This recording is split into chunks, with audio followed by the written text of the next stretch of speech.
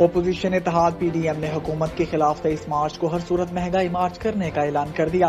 تفصیلات کے مطابق مولانا فضل الرحمان کی زیر صدارت پاکستان ڈیموکریٹک موومنٹ کی اسٹیئرنگ کمیٹی کا اجلاس ہوا، جس میں اپوزیشن جماعتوں کے قائدین اور رہنماؤں نے شرکت کی۔ مسلم لیگ نون کے نائب صدر اور سابق وزیر اعظم شاہد خاقان عباسی نے اسٹیئرنگ کمیٹی کے اجلاس میں 8 سفارشات پیش کی، جس میں لانگ مارچ کی تاریخ 23 مارچ سے تبدیل نہ کرنے اور پیپلز پارٹی کو لانگ مارچ میں شرکت کرنے کی اجازت دینے کی تجویز کی گئی۔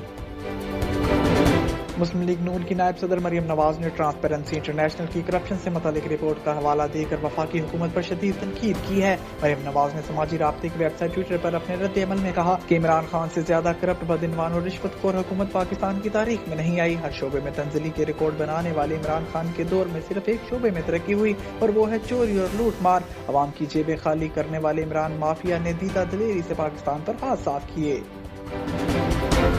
وفاقی وزیر اطلاعات فواد چودھری نے کہا ہے کہ ٹرانسپیرنسی انٹرنیشنل کی رپورٹ میں پاکستان کا درجہ مالی کرپشن نہیں بلکہ سیاسی کرپشن اور قانون کی حکمرانی نہ ہونے کے باعث گرا ہے۔ فواد چودھری نے کابینہ اجلاس کے بعد میڈیا بریفنگ دیتے ہوئے کہا کہ مردم شماری کے لیے 5 ارب روپے کی منظوری دی گئی ہے۔ دسمبر میں مردم شماری مکمل ہوگی، جنوری میں حلقہ بندیاں ہوں گی۔ کورونا سے بچاؤ کے لیے ویکسین بہت ضروری ہے۔ جن لوگوں نے ویکسین کرائی تھی وہ نئی لہر سے متاثر نہیں ہوئے۔ اومیکرون کے باوجود کاروبار بند نہیں ہوگا۔